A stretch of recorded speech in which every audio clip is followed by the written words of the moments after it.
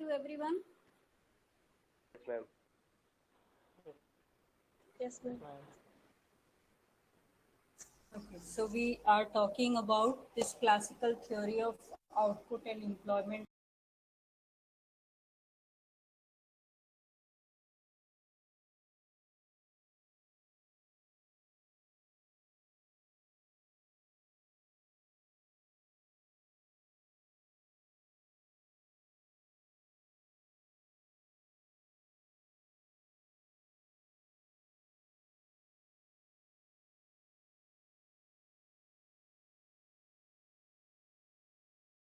So through Say's law means an important component of classical system.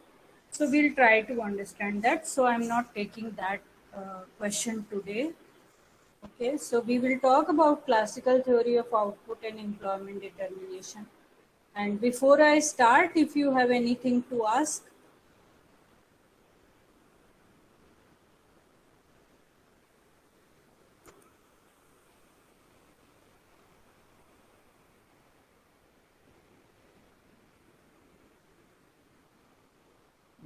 Ma'am भी labour market equilibrium वाला फिर से repeat कर दीजिए. I'm doing that. I will be doing it today. Okay, so one thing is labor market equilibrium. Anything else which you want to point out, or any clarification from last class?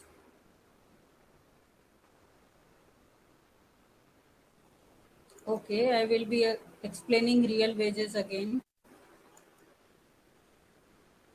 Okay, so let us see that how we are. Now, you remember that when we started talking about the classical system, the first assumption was full employment. Okay, so classical system always has a full employment. Okay, before I go further, let us see this. Are you able to see this blue color background? Some slides? Yes, ma'am. Yes, ma'am. Yes, ma'am. Yes, ma'am. See, Yes, just for our reference, you can see these are the classical economists which we are referring to, and Karl Marx was the first person who used this term, who has used the term classical in identifying Adam Smith and David Ricardo as the classical economist. And according to Keynes, all the other economists who are writing or discussing during the time of Adam Smith and Ricardo, or who are using the assumptions of full employment and price flexibility, automatic adjustment, they are all classical. Okay, so in this slide you can see some of the famous classical economists. Okay, now full employment. No, why they are called classical? Classical means traditional. Okay, classical is a term which is used to identify people who are unique in some sense, and they are the initiator of, they are the beginners of some school of thought. That is why they are termed as classical, because they were the first to talk about economics as a subject. Before that, maybe you will read and you will come to know that before that, economics was a part of political science. It was not treated as a separate subject or separate stream of study, or as you have the debate, economics is a science or an art. So these classical economists, basically Adam Smith and David Ricardo. Adam Smith, basically, when he was writing an inquiry into nature and causes of wealth of nations, he said that economic activities are different from the political system. So irrespective of the political system, economic activities exist.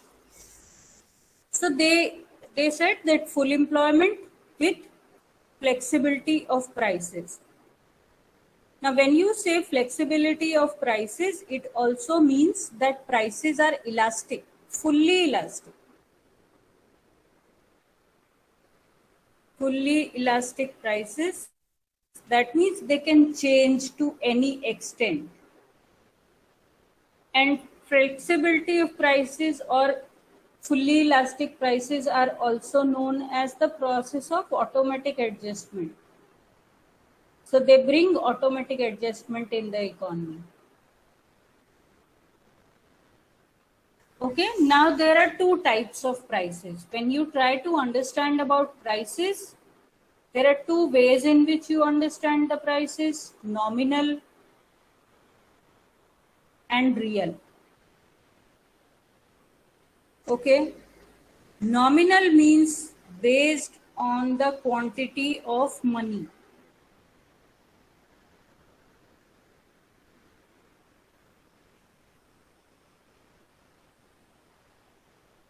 You say price of a commodity is 10 rupees per unit, 50 rupees per unit, 1 lakh rupees per unit. Now, when you are talking in terms of money, that price is the nominal price. Real prices are related to purchasing power, actual purchasing power. So how much you can buy. And we are not saying that if you can buy one quantity or two quantities, so one or two is the real prices. But real prices means that the purchasing power or the value which you can purchase from a given amount of money. The value which you can purchase, now this value will be related to the ability of a particular good to satisfy demand or satisfy the needs. Okay, so this real purchasing power is the purchasing capacity in the hands of economic agent. Okay, now the first price which we are talking about is wages. Okay, Ma'am, please give example of real and here only you will try to understand. When you say wages, so wages are explained as two types of wages: nominal wages. Now, what do you mean by nominal wages? Labor is paid 300 rupees per day. Okay, per day.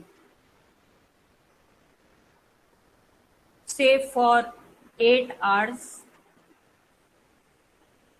So this is the nominal wage rate. 300 rupees per day for 8 hours, that is the nominal wage rate. Suppose I am paid 50,000 rupees per month. So per month, getting 50,000 rupees in money terms, that becomes my nominal wage. Anyone getting 8,000 rupees per month, 2,000 rupees per month. So any Asha worker, suppose working in the rural area, getting 2,000 rupees per month, that becomes her wage. Or any say you are talking about a lawyer working, and suppose he is receiving 50 say per month, so that nominal wage.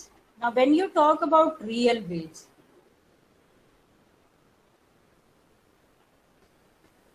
wage means purchasing capacity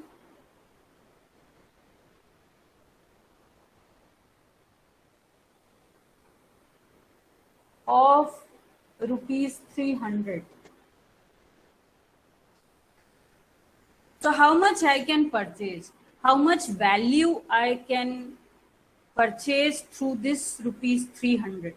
So within the 300 rupees, can I fulfill my daily needs? If I am getting 300 rupees per day, so am I able to fulfill my daily needs related to food, clothing, shelter, transport, education, health in this 300 rupees? So that will be related to the real wage. So generally, what do you do to find out the real wage? You deflate the money wage by prices, and that's how you get the real wage. Okay, this is money wage and this is the price level. So real wage is equal to nominal wages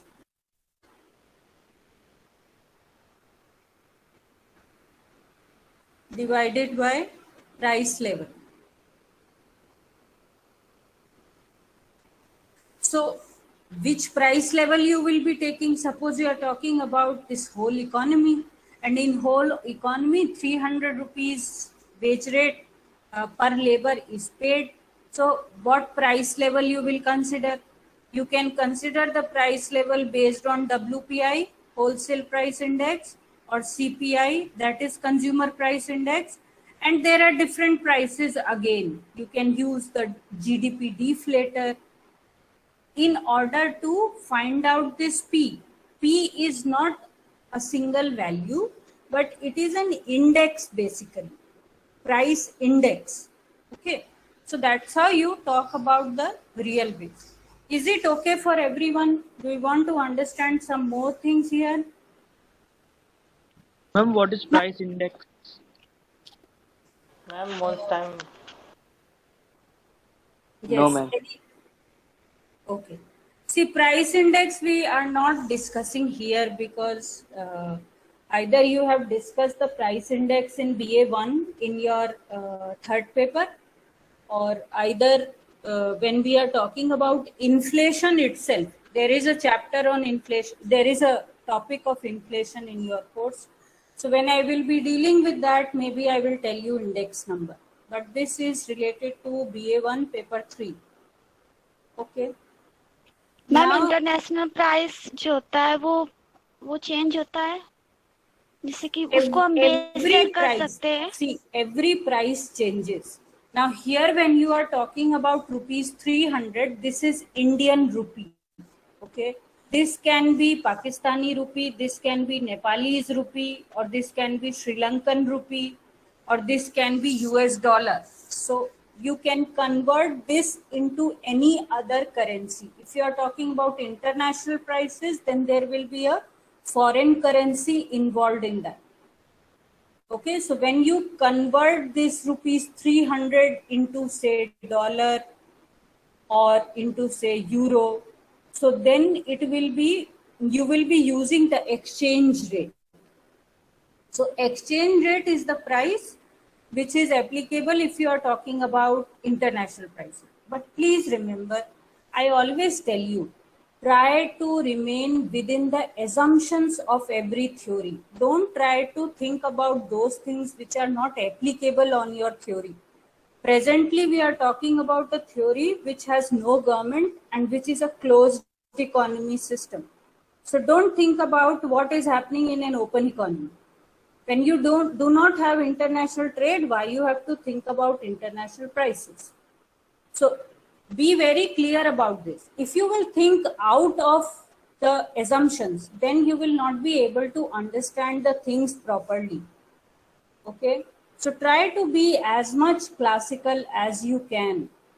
You try to follow the assumptions which we have discussed in detail. So now the first part of this theory is based on determination of level of output. Now please pay attention to this statement which I am writing. In the classical system,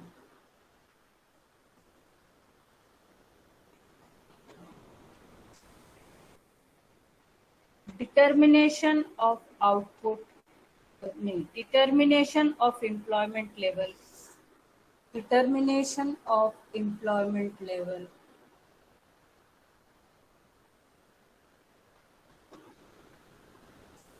for the economy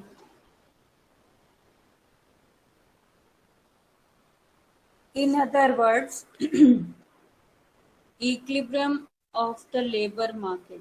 When you say employment level for the economy, it means you are also talking about equilibrium for the labor market.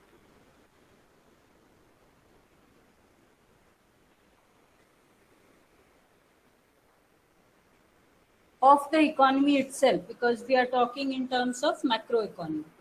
So in the classical system, determination of employment level for the economy or equilibrium for the labor market depends on level of output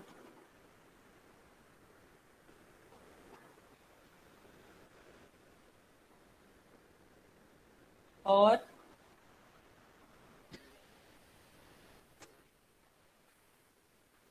aggregate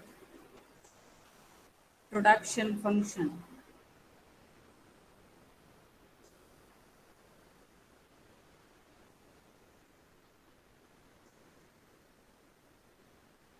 Okay, so you say that level of output is a function of level of employment is a function of output. O indicates output, N indicates level of employment. Okay, and capital letters, that means you are talking about aggregate level. So N is the level of employment, O is the level of output, and with a given production function, you can decide the level of employment. Now, O, you understand, O is a function of L, K, T, where K and T are assumed because flip bar on any variable means we are talking about a fixed quantity. So T is given, K stock is given. And please remember, every time we are talking about capital, capital is a stock, okay? The total quantity of available machines, buildings, equipments in the economy, that is the capital stock. So capital stock is assumed to be given. T, that is technology, is assumed to be given. What is variable only is the labor force, okay? So output, this is your production function. So through the production function, you will decide the level of output, and on the basis of the level of output, this employment will be determined. And this employment determination will lead to labor market equilibrium. Is it okay? Are you able to understand this? Yes, ma'am. Yes, ma'am. Okay. Now see this. When you said this, you can use diagrams to explain this, which you are already familiar with. This was your production function.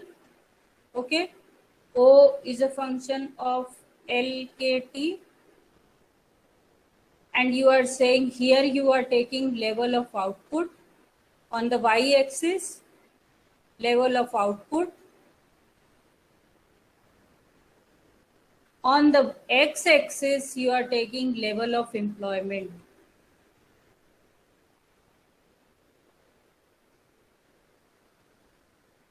So with a given production function, every point on this production function also determines the level of employment. So you are talking about A, B, C, D. They are different levels of output because A is this level of output, B is this level of output, C is your this level of output, and D is this level of output. So output O1, O2, O3, O4, different levels of output and different levels of employment. N1, N2, N3, N4. Okay, and all these four levels, N1, N2, N3, N4, are determined once the level of output is determined. So you can say that there is a simultaneous determination of output and employment taking place. And what determines what? So level of employment depends on the level of output. You are not saying that output level depends on the level of employment, but level of employment depends on the output level. So that means output is an independent variable and employment is a dependent variable. Now, once you have decided this, once you have determined this, you will find that level of employment is determined. Now, level of employment is once determined, you will be able to talk about labor market equilibrium. So you are talking about labor market. Labor market is a market where demand and supply of labor takes place. And you have assumed that there is perfect competition in this system, right? Perfect competition is the assumption of the classical system. That means labor market has perfect competition. Every market has perfect competition. The labor market has perfect competition means there are n number of suppliers of labor, there are n numbers of buyers of labor. Buyer of labor is firm, supplier of labor is household. Okay, so demand for labor is a function of real wage rate, or demand for labor is a function of real wage is equal to marginal physical productivity of labor.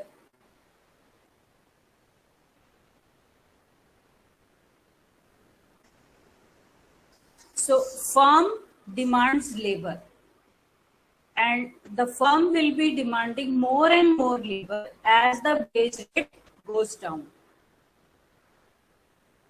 So say this is demand for labor.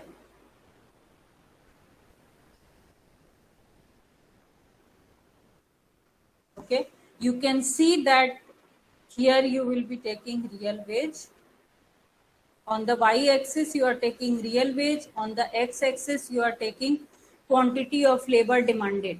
It can be number of labors. It can be total labor hours. I told you last time also. So you can very well see that as the wage rate goes down or as the wage rate decreases, the labor of demand increases. The demand for labor increases. Okay.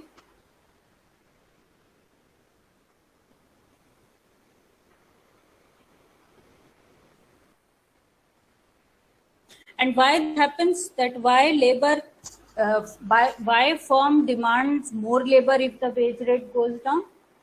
Because if the firm has to pay less and less to the labor, then only firm can demand more and more labor, because as the demand for labor will go up, if the firm is hiring more and more labor, the cost of production in terms of employing labor will go up. So higher the cost of hiring the labor, lower will be the demand if the wages are also high. Okay, so that's how there is an inverse relationship between demand for labor and wage rate. Now you can add the supply of labor. So this is LS. Okay, this is supply of labor. Now supply of labor again is positively related with wage rate. Okay, so you are saying LS is again a function of wage rate or marginal physical productivity, or you are saying that W by P.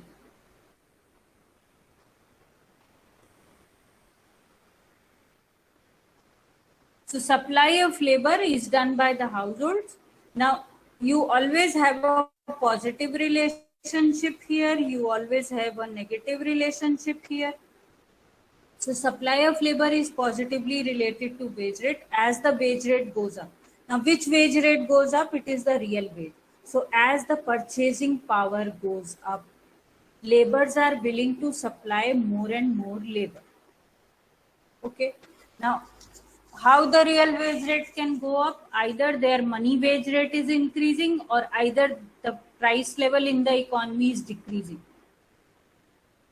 In both the situations, wage rate will go up. Real wage will increase. When it will increase? Real wage increases when P decreases or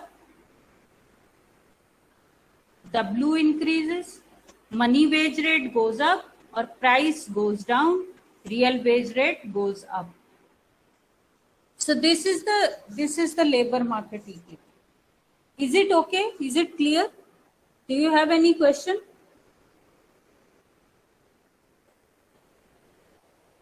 ma'am Yes. Ma'am जैसे अभी बताए output और employment का relation, तो ma'am output बढ़ने के साथ बाद में ग्राफ डिक्लाइन क्यों करने लग रहा है? कौन सा ग्राफ डिक्लाइन कर रहा है? मैम आउटपुट और एम्प्लॉयमेंट वाला जो ग्राफ है।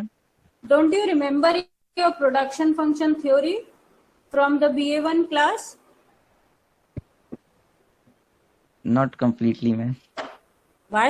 That's very bad. Why you have to forget that? You are not required to forget anything from BA1. Okay, everything Ma'am. is based on BA1. Do you remember the law of diminishing returns? Yes ma'am.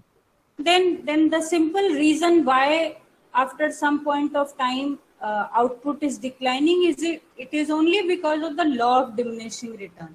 As you will use more and more labor, after a particular point of time, the productivity of labor will come down and therefore the production will be decreasing.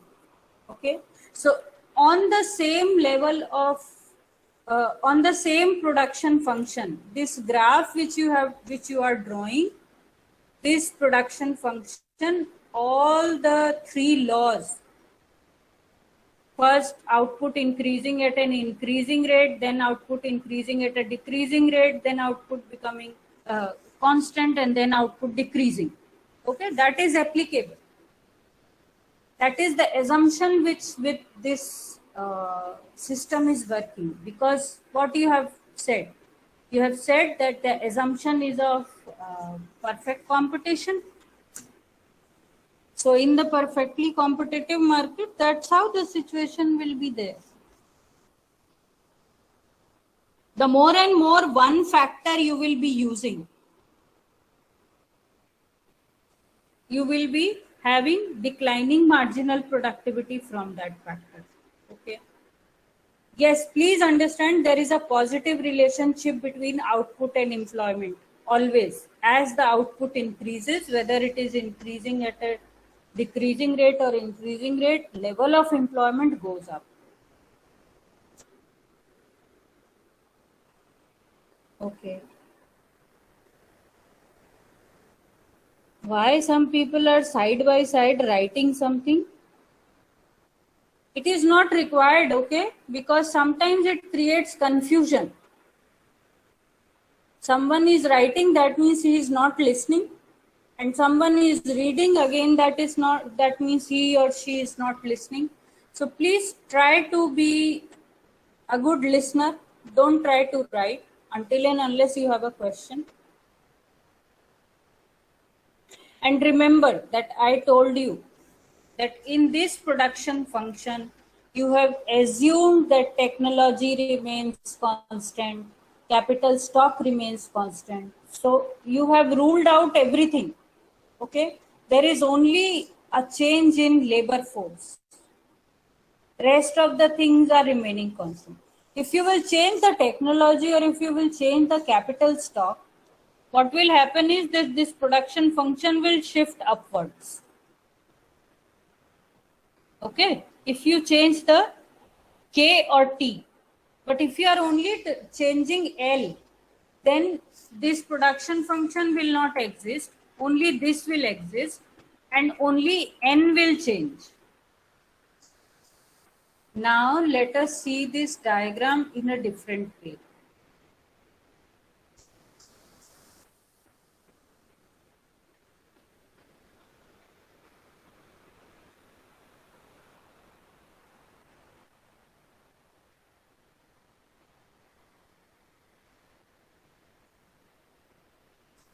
Say this is A, this is B, okay? And here your product function is given. Here you are taking O, here you are taking N. In the B part, you are taking real wage rate here and you are taking N here. Okay. Now, suppose we select this level of output and this level of employment.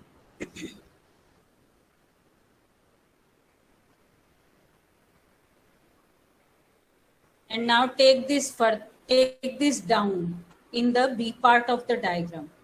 Okay. So N is taken from here to this part, and then in this part you have this demand for labor.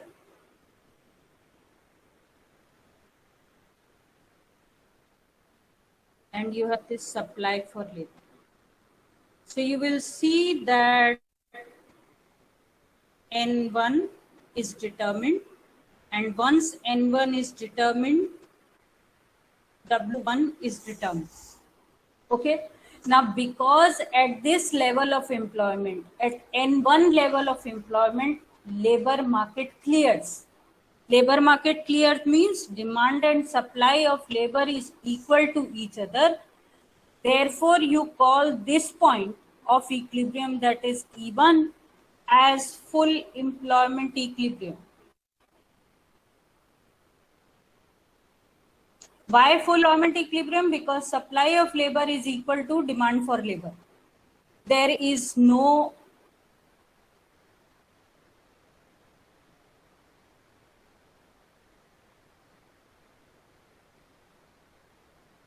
excess, is no shortage of supply.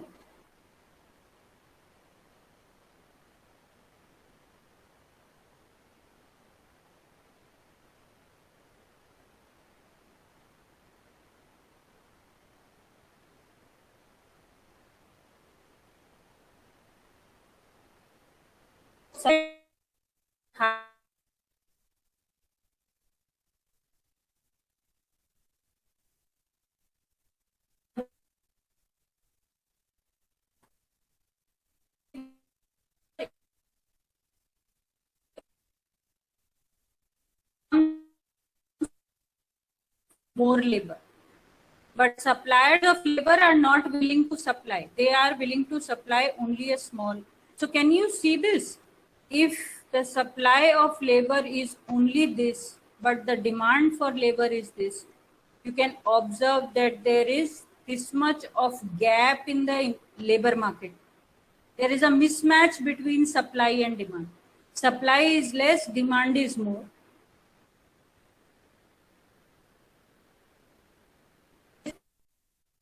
But there is shortage of labor. Okay. So in this situation, you have shortage of labor.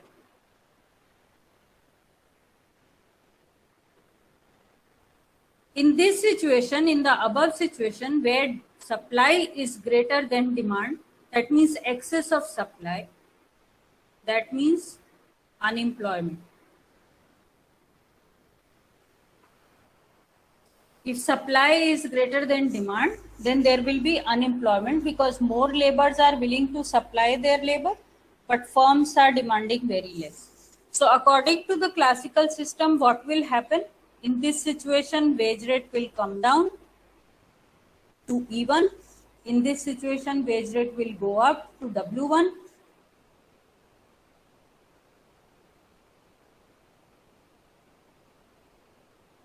And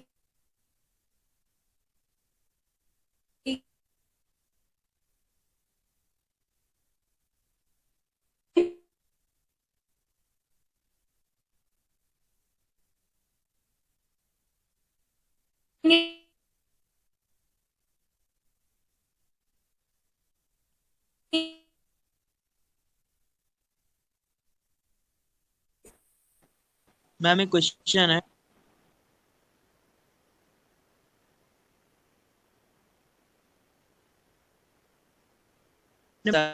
यहाँ पर supply ज्यादा हो रही है demand of labour से, तो ma'am यहाँ पे अनएम्प्लॉयमेंट कैसे होगा फिर थ्योरी के हिसाब से, एजम्पशंस के according? remember, if there is unemployment,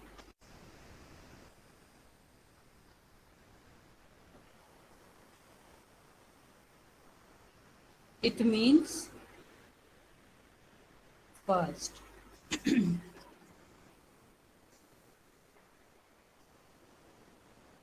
existing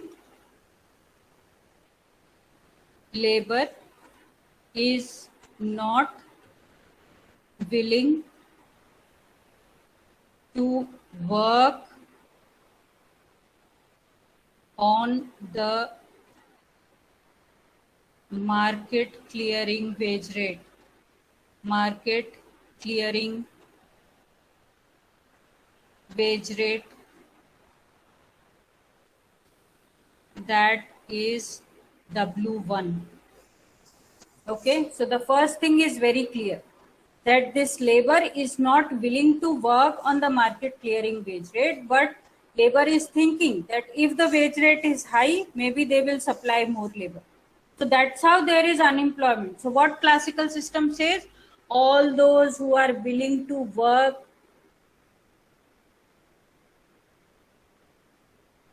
at, so if they on their own they are not willing to work on the market wage rate, then definitely there will be unemployment. Okay, but how it will be corrected? Classical system is not leaving only at this point, but what they are saying is that automatic adjustment means equilibrium. Adjustment is restored by reduction in wages. Now, reduction in wages means what? The wage which labor suppliers are expecting, they have to reduce that wage rate. So you have to accept a lower wage rate. Until and unless you are ready to accept a lower wage rate, you will remain unemployed. If you are willing to work at the lower wage rate, definitely there will be no unemployment. Okay. Ma'am अगर supply ज्यादा हो रही होगी मतलब labours काम करना चाह रहे होंगे, but at a high wage rate. Try to understand this. What is important is this wage rate. Okay, this is the market equilibrium wage rate, and all the labor should be willing to work on this only.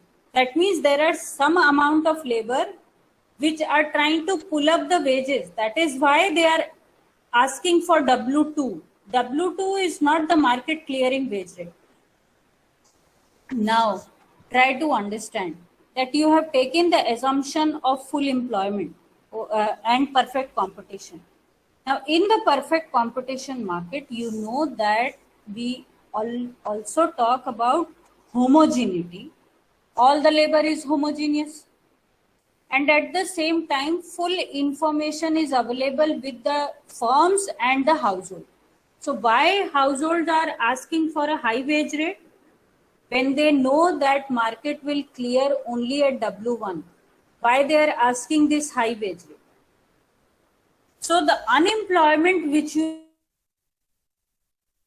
it is made due to structural or frictional factors. As I told you last time, structural or frictional. This is not involuntary unemployment, but this is structural or frictional. Why this labor is unemployed? Because maybe the structure of the economy is changing, or maybe people are willing to shift their job. They are trying to change their jobs. That is why they are unemployed. All those who are willing to work at W1, they will be employed. Okay, so the question which I was asking up to now what we have discussed, the question is that explain the process of determination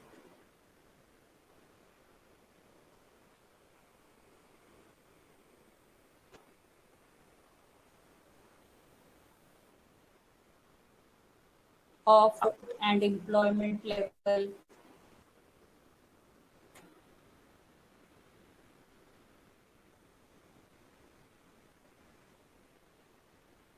in the classical system.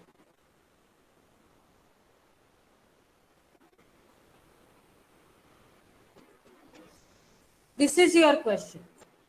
There can be another way of asking the same question.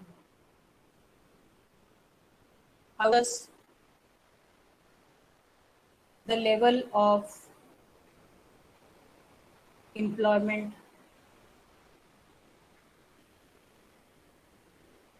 is determined in the classical system?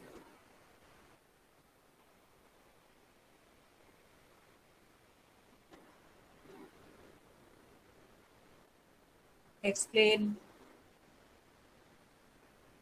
through suitable diagrams. Okay. Whatever we have discussed so far, these are the two questions which can be answered, or anything related to level of employment determination or anything relationship between output and employment. That's how it is explained.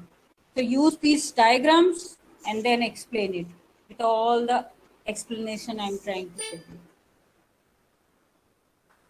Okay, so now I will be moving to the second important component of the classical system, that is Say's law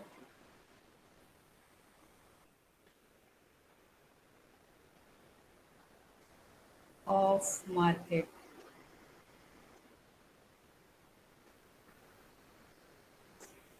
This is related to J.B. Say. J.B. Say, French economist. Okay, what he is saying: supply creates its own demand. Okay, this is the law. So what is first is supply. According to the classical system, supply always creates its demand. If there is a supply, there will always be demand. Now, how they explain it? Okay, there are two explanations for it. If suppose we take the example as J.B. Say is taking place.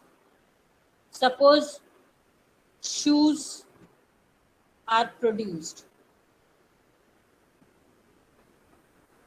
So when shoes are produced, labor is employed.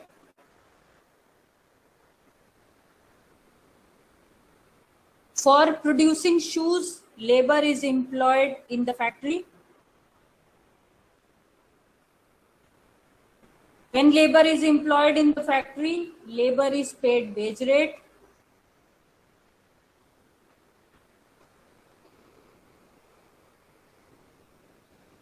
Wages create demand for goods and services, and therefore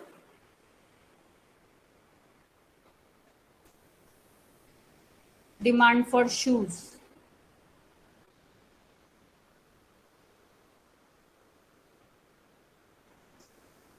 Okay, this is what is supply creates its own demand. Now you must be wondering that it is not only shoes which is demanded in the economy. People have different demands. They demand food, they demand clothes, they demand housing material, they demand electronics. So different industries will be producing different commodities, different goods, and therefore different labor will be employed. Labor will be employed, so labor will have wages, labor will have purchasing capacity, and then there will be demand for goods and services. Okay, so that is what supply creates its own. Now there is another way of explaining the ABC, and that is Adam Smith's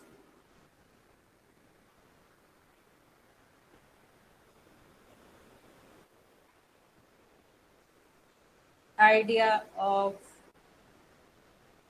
please pay attention to this. Okay, this is one of the most important theory of the classical system, invisible hand.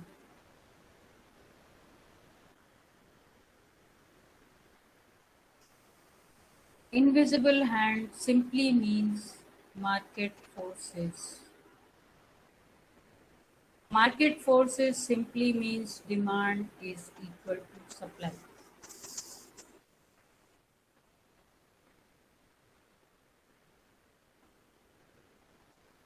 Okay. So Adam Smith says that there is an invisible hand working in this economy, that is the market forces, and that will direct everyone to act according to their self-interest, and their self-interest will lead to supply is equal to demand.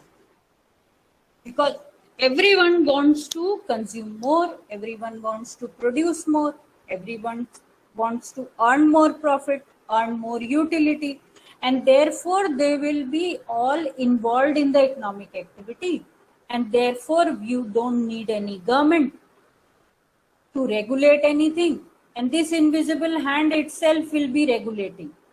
Invisible hand, that is the market forces. So market will tell you what to demand and what to supply. So according to the market demand, you will supply. According to the market supply, you will demand.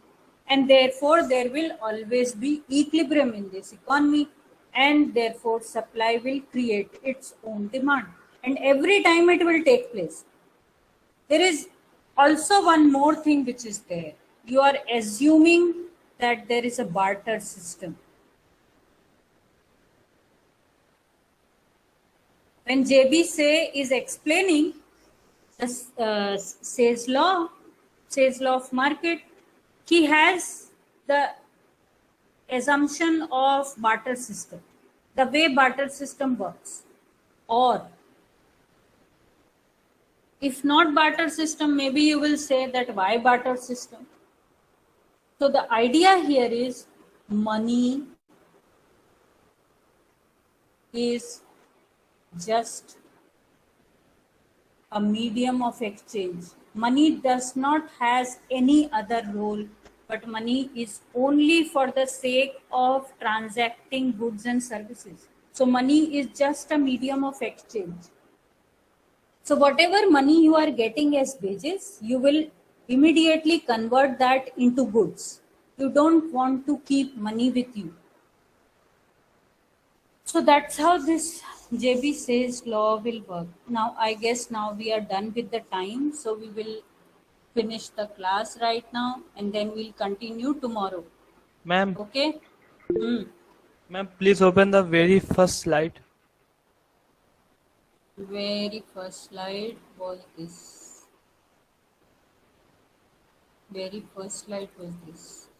Ma'am सा का ला है वो inflexible wages and price के लिए applicable होगा कि नहीं? हमारी assumption क्या है क्लासिकल सिस्टम में प्राइसेस को लेके? यही है inflexible wages and price. Ma'am second slide भी ओपन कर दीजिए। जब फ्लेक्सिबल प्राइस और वेजेस की assumption ले ली तो फिर इनफ्लेक्सिबल की क्यों बात कर रही हो?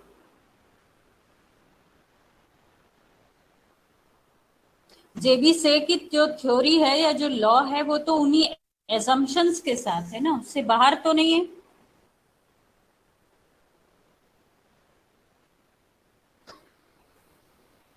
ओके? Yes ma'am. हाँ ma'am fourth sector circular flow of income में फाइनेंशियल मार्केट और फॉरेन सेक्टर में क्या रिलेशन है? I remember your question and maybe one day we will have this doubt clearing session. When we will do this doubt clearing session, I will take your question. Otherwise, meantime, जो पुराने videos मेरे YouTube channel पे हैं, अगर आप उसको एक बार देख लें शुरू में, circular flow of income, so maybe you will understand. But if you are not able to do this, then please keep your question and we'll try to discuss that sometime. Excuse me ma'am, ma'am Yes. Price stock और flow variable में क्यों नहीं रखते? Price को stock और flow variable में नहीं रखते. Price is always a flow variable. Price is not a stock variable. Price is always flow because price keeps on changing. Ma'am मैंने बुक में पढ़ा कि उसमें लिखा था मैम प्राइस ना ही फ्लो है ना ही स्टॉक वेरिएबल है. किस बुक में पढ़ा तुमने? Ma'am Jhingan, ML Jhingan. ML Jhingan कौन पढ़ रहा है? कौन है एमएल झिंगन पढ़ रहा है? कल से वो मेरी क्लास नहीं करेगा. जो लोग एमएल झिंगन पढ़ रहे हैं कल से उनकी क्लास में कोई जरूरत नहीं है.